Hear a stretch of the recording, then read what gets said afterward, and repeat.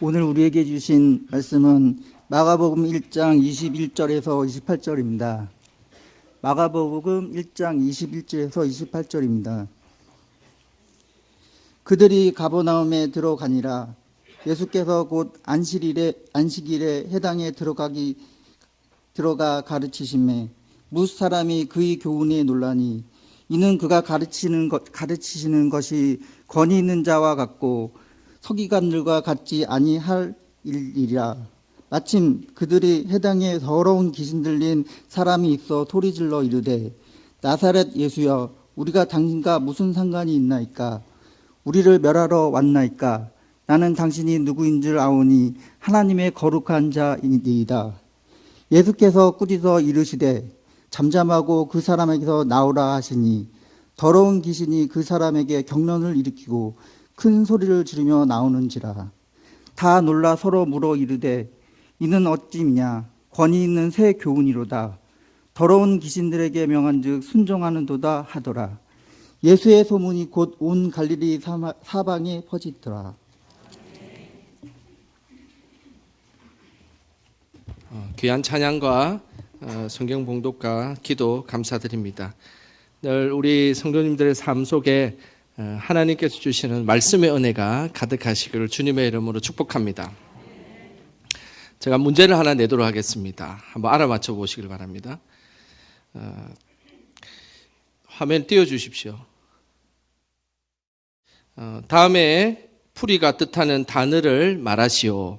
잘 들어보십시오. 십자화가에 두 의 살이 풀이고 길이가 30에서 50cm며 잎이 여러 겹수로 포개져 자라는데 가장자리가 물결 모양으로 속은 누런 흰색이고 겉은 녹색이다. 봄에 십자 모양의 노란 꽃이 총상화수로 핀다.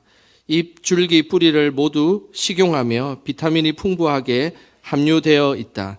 한국, 중국, 일본 등지에 분포한다.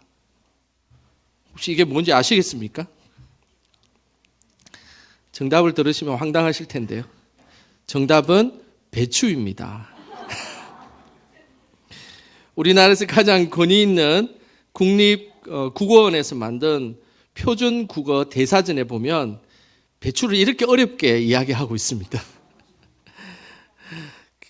그냥 김치 담글 때 사용하는 잎이 넓은 식물이다 이러면 우리 뭐 다 알고 있지 않습니까? 그런데 이게 그 국어 사전에는 이렇게 어렵게 기록이 되어 있습니다. 가장 권위 있는 표준국어 대사전에서 단어를 이렇게 어렵게 설명하고 있으니 사전의 권위를 우리가 의심하지 않을 수 없습니다. 사전이라는 것이 무엇입니까? 단어를 모를 때 찾는 것이지 않습니까? 그런데 단어를 몰라서 찾는데 그 설명이 더 어렵다면 도대체 우리가 어떤 것을 믿어야 할까요? 예수님 시대도 마찬가지입니다. 하나님의 말씀은 매우 쉽고 단순하게 쓰여졌습니다. 그런데 예수님 당시 말씀을 가르치는 사람들은 너무 어렵게 말씀을 가르치고 그리고 복잡하게 가르쳤다는 것입니다. 그 대표적인 사람이 오늘 22절에 등장하는 서기관이었습니다. 서기관의 기원은 다윗 왕 시대의 역사를 기록하던 관리로부터 시작합니다. 그리고 바벨론 포로 때에 정식 서기관 제도가 만들어지면서 서기관이라는 이 이름이 그때 생기게 되었습니다. 처음에는 이 서기관은 복잡한 일을 하는 사람은 아니었습니다. 그야말로 이 하나님의 말씀을 그대로 이렇게 보고 옆에 옮기는 필사 작업을 했던 사람, 그 사람이 바로 서기관이었습니다. 하지만은 세월이 흘러 포로기가 지나자 서기관들은 성경 필사를 넘어서서 율법을 해석하고 가르치는 일을 하게 되었습니다. 특별히 예수님 시대는 서기관들이 바리새인들의 우두머리가 되었기 때문에 높은 지위를 가지고 있었습니다. 그러면서 서기관들은 회당에서 본격적으로 하나님의 말씀을 가르치기 시작했습니다. 그런데 오늘 이 본문에는 예수님의 가르침과 서기관의 가르침이 분명 다르다라는 것을 우리에게 말씀하고 있습니다. 먼저 21절과 22절 말씀 우리 같이 함께 읽어보겠습니다. 그들이 가버나움에 들어가니라.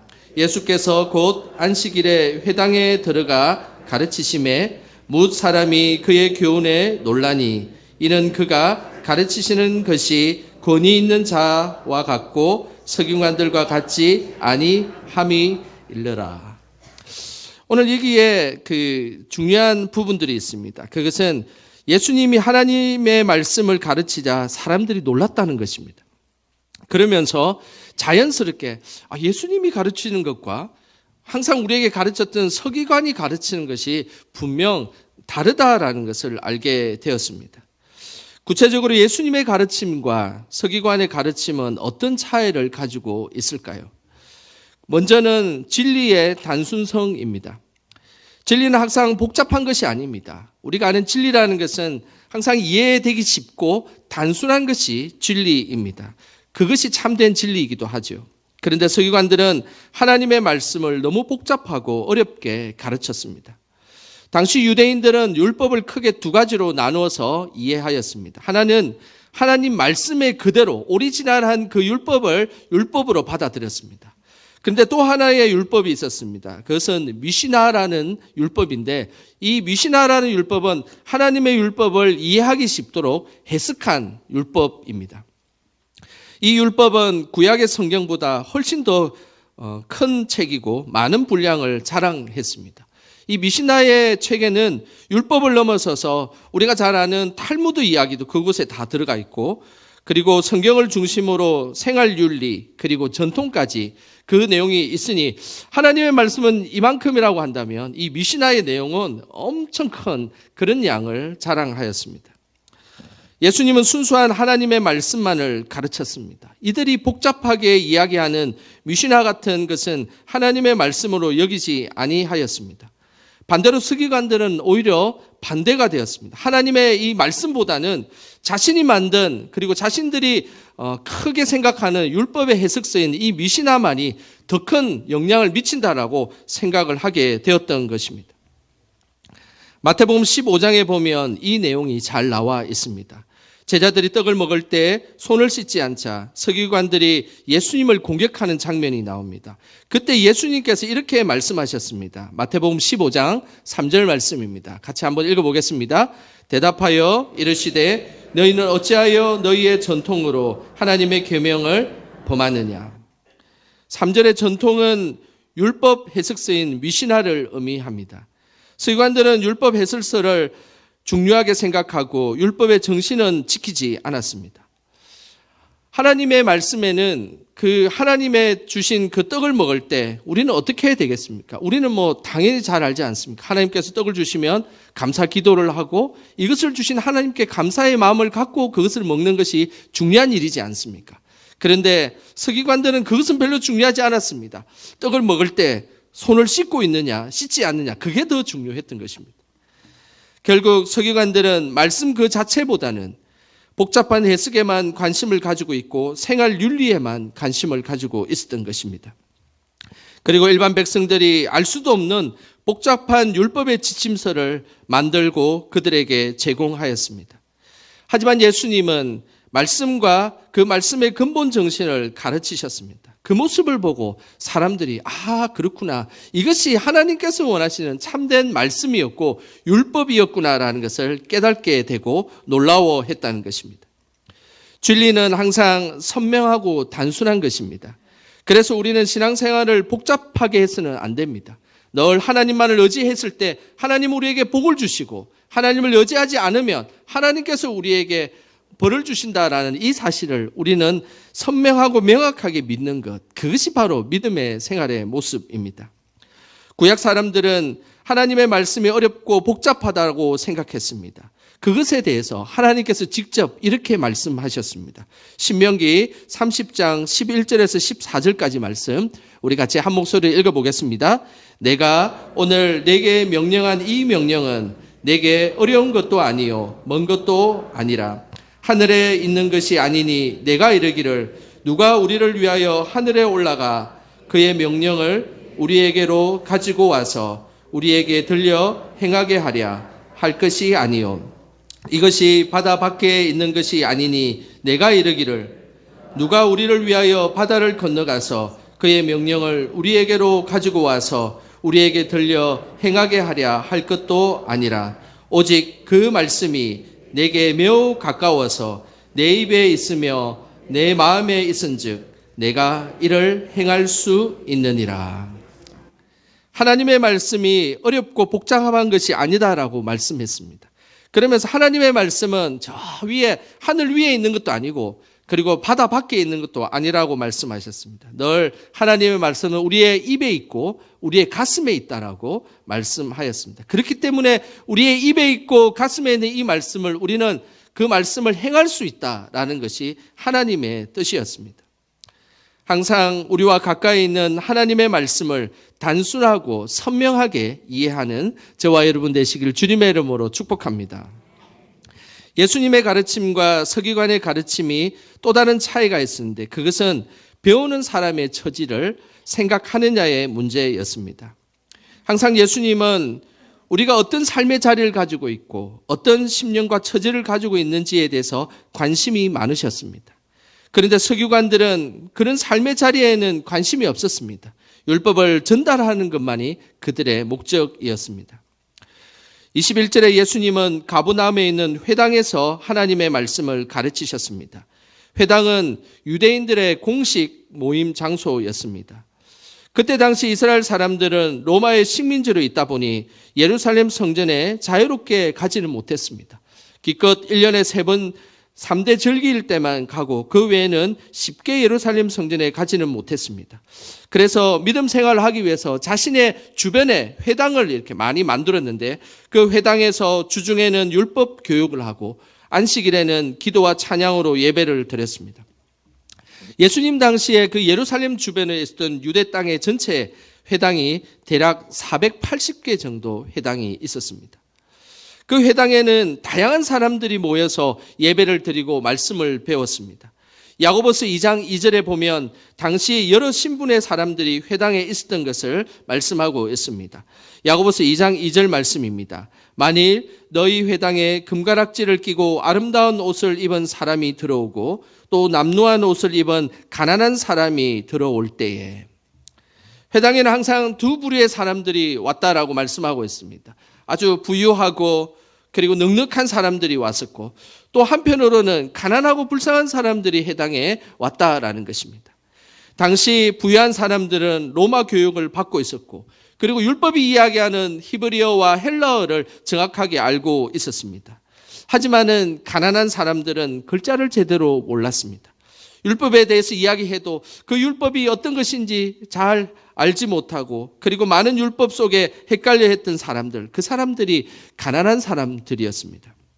이때 예수님은 배움이 많은 사람이나 배움이 부족한 사람이든 상관없이 모두가 잘 이해할 수 있는 방식으로 말씀을 전하셨습니다. 자연을 시청각 자료로 삼아서 사람들의 형편에 맞게끔 설명했습니다. 공중에 나는 새를 보라고 이야기하시면서 이 새도 하나님께서 키워주시는데 새보다 귀한 너희들을 하나님께서 더 귀하게 여기시고 키워주지 않겠냐라고 말씀을 하신 것입니다. 그 말씀이 하나도 어렵지 않고 너무나 가슴속에 잘 새기게 되었던 말씀인 것이죠. 그래서 듣는 사람을 격려하고 힘을 북돋아 주었습니다. 이것이 예수님의 가르침이었습니다. 하지만 서기관들은 가난한 사람들이 어떤 율법을 어겼고 어떤 예물을 드리지 않은지에 대해서 사사건건 이야기하고 간섭했던 사람, 그 사람이 바로 서기관들이었습니다. 회당에서 예수님의 말씀을 듣고 나면 많은 사람들이 힘과 용기를 얻고 나갔습니다. 하지만 서기관이 말하는 것을 듣고 나면 죄책감에 사로잡히거나 꼭 혼나고 집에 가는 듯한 느낌을 가지게 되었던 것입니다.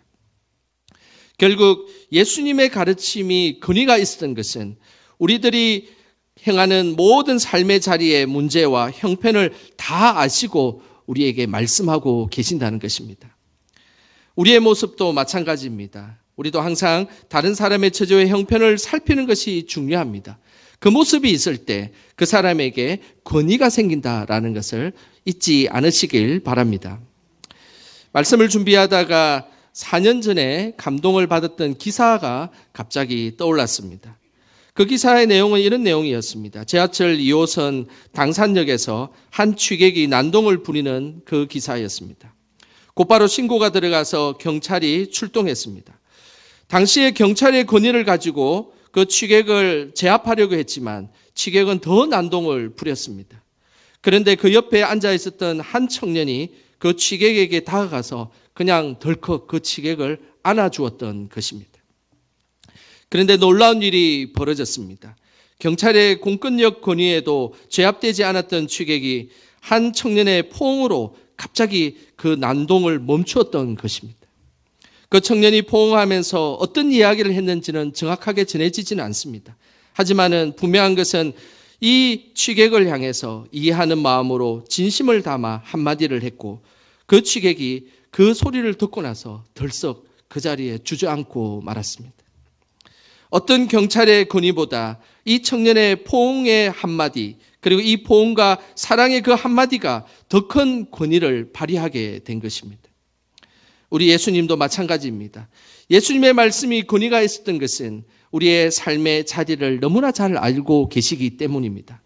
항상 우리의 처지를 잘 아시고 모든 것을 아시는 분이기 때문에 예수님이 그냥 한마디만 하면 그 말씀이 다 믿어지고 그리고 아멘으로 화답하게 되었다라는 것입니다. 시편 139편 1절에서 3절에 이렇게 말씀하고 있습니다. 우리 같이 1절에서 3절까지 함께 읽어보겠습니다. 여호와여 주께서 나를 살펴보셨으므로 나를 아시나이다. 주께서 내가 앉고 일어섬을 아시고 멀리서도 나의 생각을 밝히 아시오며 나의 모든 길과 내가 눕는 것을 살펴보셨으므로 나의 모든 행위를 익히 아시오니. 우리 예수님은 바로 이런 분이십니다. 나보다 나를 더 잘 아시는 분이십니다. 내가 앉아있을 때도 내가 왜 앉아있는지, 내가 일어서 있을 때도 내가 왜 일어서 있는지를 정확하게 아시는 분이십니다. 그리고 멀리 있는 것 같아도 내가 어떤 생각을 하고 있는지 밝히 아시는 분이십니다. 또한 내가 가야 할 길을 어떤 길을 가야 될지 몰라 망설이고 있을 때도 이 길이 참된 길이고 이 길이 진리의 길임을 우리에게 분명하게 말씀해 주시는 분이십니다. 내가 아파서 누워 있을 때 내 마음이 어떻고 내 육체 때문에 내가 얼마나 서글프고 힘들다는 것, 이런 것들까지도 예수님께서는 모든 것을 아시고 우리와 함께 하시는 분이십니다. 그렇기 때문에 예수님의 말씀은 권위가 있는 것입니다. 나를 가장 잘 아시는 분이 나에게 필요한 말씀을 하고 계시기에 그 말씀 하나하나, 그 단어 하나하나에도 권위가 있고 생명력이 있는 것입니다. 항상 우리를 가장 잘 아시는 그 예수님의 말씀을 따르고 실천하는 저와 여러분 되시기를 주님의 이름으로 소망합니다.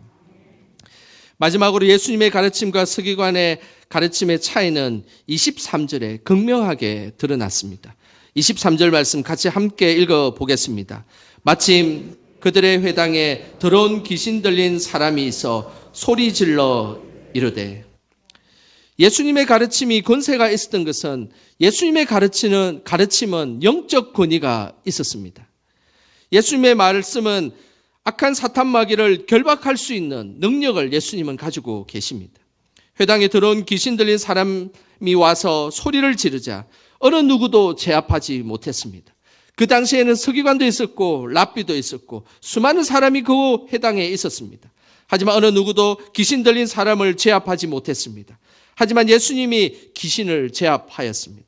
예수님이 귀신을 제압하는 말을 자세히 보면 영적 권위가 있는 사람이 어떤 모습으로 귀신을 제압하는지를 우리에게 잘 말씀해 주고 있습니다. 25절입니다. 같이 한번 읽어보겠습니다. 예수께서 꾸짖어 이르시되 잠잠하고 그 사람에게서 나오라 하시니. 예수님은 특별하게 별말을 하지 않으셨습니다. 그냥 영적 권위를 가지고 잠잠하라, 그곳에서 나오라, 딱 이 두 마디만 하셨습니다. 오늘 이 본문을 가장 원어적으로 실감나게 번역한 세번역이 있습니다. 세번역 버전으로 25절을 다시 제가 한번 읽어드리겠습니다. 예수께서 그를 꾸짖어 말씀하셨다. 입을 다물고 이 사람에게서 나가라. 예수님은 더러운 귀신 들린 사람에게 딱 두 마디 했습니다. 입을 다물라, 그리고 그 사람에게서 나가라. 딱 이 두 마디만 했습니다. 영적 권위가 있다는 것은 많은 이야기를 하는 것이 아닙니다. 최소한의 말만 하면 그것이 살아서 역사한다는 사실입니다. 예수님은 영적 권위를 가지고 있었기 때문에 예수님은 입 다물라 나가라는 그 한마디에 귀신이 그냥 다 나가게 된 것입니다. 우리도 예수님의 영적 권위를 덧입는다면 우리는 악한 귀신을 두 마디로 쫓아낼 수 있습니다. 예수님으로 명하노니 입을 다물라, 그리고 그 자리에서 나가라, 그 한마디만 한다면 우리는 악한 마귀 권세를 예수님의 권세로 물리칠 수 있습니다. 늘 우리의 삶에 악한 권세들이 찾아오고 그리고 악한 세력들이 찾아올 때 항상 예수님의 권위를 덧입으시길 축복합니다. 당시 주수사들은 주문을 외울 때 많은 말을 했습니다. 온갖 신들의 이름을 대고 알아들을 수 없는 말들을 했습니다. 말을 많이 하고 시끄러운 소리를 내어야 귀신이 쫓겨난다라고 생각을 한 것이죠. 그러나 그들이 많은 말을 하고 온갖 이름을 대고 알아들을 수 없는 말을 했을지라도 귀신은 온전히 쫓아내지 못했습니다. 오늘 본문 24절에는 귀신들이 아주 많은 말을 하고 있습니다. 나사렛 예수여, 우리가 당신과 무슨 상관이 있나이까? 우리를 멸하려 왔나이까? 나는 당신이 누구인 줄 아노니 하나님의 거룩한 자니이다. 귀신들은 너무나 많은 이야기를 했습니다. 예수님이 누구인지도 알고 있었고, 그리고 우리와 당신이 상관이 없다는 이야기도 하고, 그리고 당신이 누구인지도 알고 있고, 그러면서 예수님은 거룩한 자다라고 끊임없이 예수님에 대해서 당신은 어떻고 저떻고 이야기를 하고, 나랑은 어떤 관계이고 이런 것들을 많은 것들을 이야기를 했습니다. 그러나 영적 권위를 가진 예수님은 입 다물고 나가라 그 한마디에 귀신은 두말하지 않고 쫓겨나게 되었던 것입니다.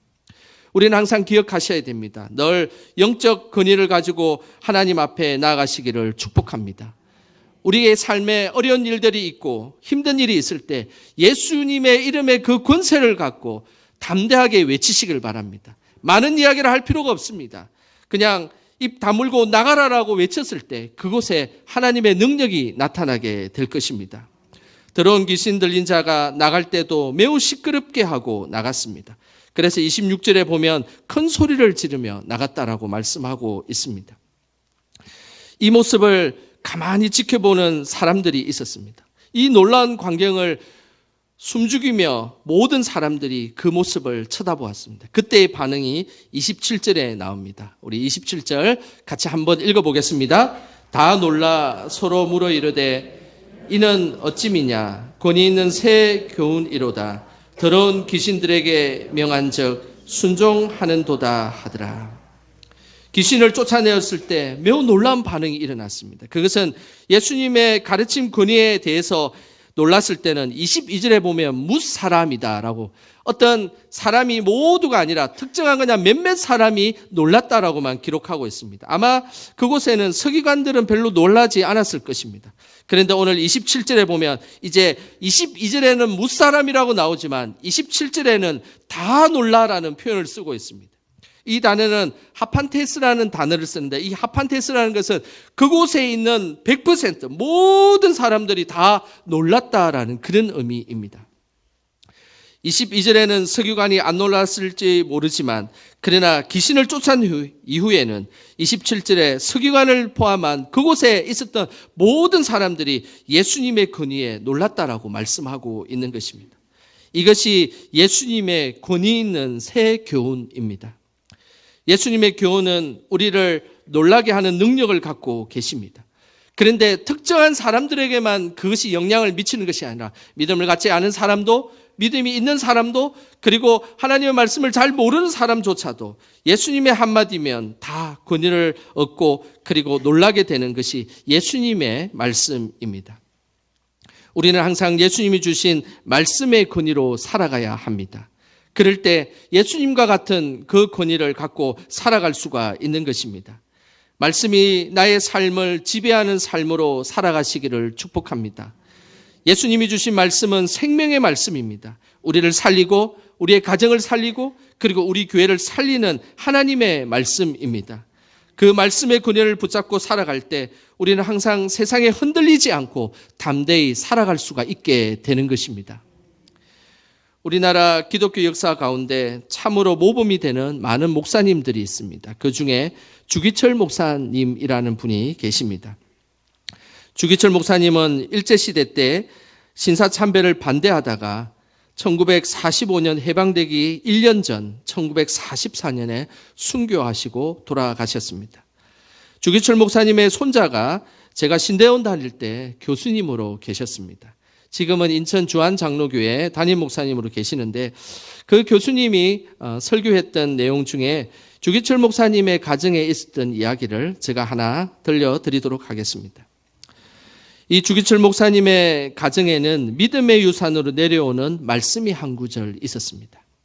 1945년 주기철 목사님이 돌아가시고 주기철 목사님의 사모님이 암으로 돌아가시 직전까지 이 말씀을 가슴에 품고 살아갔습니다. 주기철 목사님 집에 갑자기 김일성 사람들이 집으로 찾아왔습니다. 그러면서 주기철 목사님 사모님에게 선물 보따리를 하나 들고 왔습니다. 그래서 선물 보따리를 펼쳐보니까 그곳에는 많은 돈과 그리고 지주들에게 빼앗았던 토지 문서들이 그곳에 가득 있었습니다. 그러면서 하는 이야기가 주기철 선생께서 항일운동 하다가 옥사하셨기에 장군님께서 내리시는 하사품입니다 라고 이야기를 했던 것입니다.